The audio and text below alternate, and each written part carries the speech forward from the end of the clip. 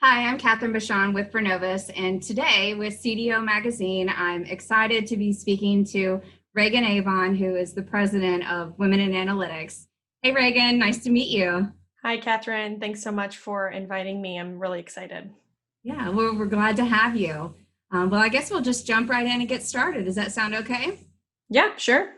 All right, well, good. Well, first of all, can you tell us a little bit about your career and how you got involved with data analytics? Sure. I actually first got involved in the analytics space about 7 years ago. It was right when everybody was really excited about distributed systems for data. So everyone was talking about Hadoop. And so people were trying to figure out, I have lots of big data. What do I do with it? How do I process it? That got me really excited because I started to understand some of the predictive capabilities. And I had a background in systems engineering, so there's a lot of extensive research in using data to make processes more lean and effective.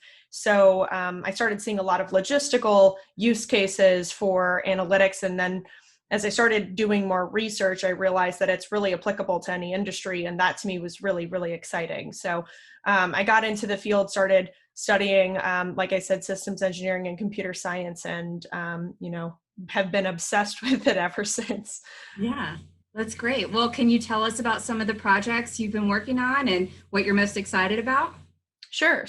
I've seen kind of the evolution of analytics over, like I said, the last 7 years. And there's been a huge explosion in the amount of supporting technology for data scientists and analysts to build really meaningful models and implement those and embed those within the large enterprise. So I've spent a decent amount of my career just understanding the intricacies of the underlying infrastructure and data management systems and how to get data to be more available and eventually derive some sort of value and meaning from it.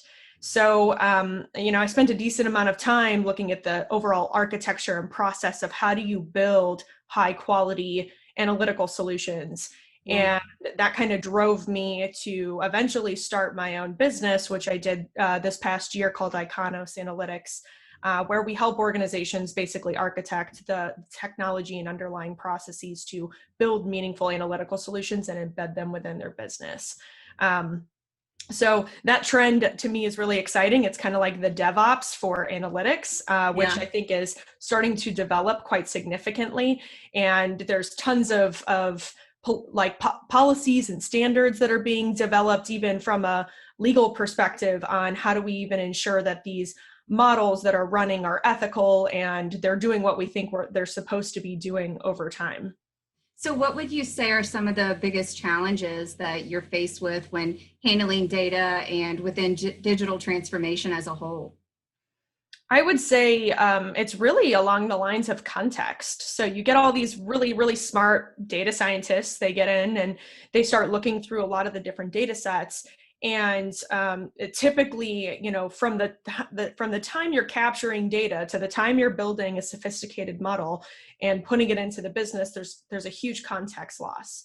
And people are trying to understand the storytelling component of historical data and historical trends, along with can we identify some predictive indicators and capabilities to kind of drive and automate some of the processes within the organization. So I've seen a lot of companies struggle significantly with just being able to capture and manage that context over time and Hmm. ensure that people who are building models truly understand what that data means, what it represents, and how it can impact or influence the business to be more effective and efficient.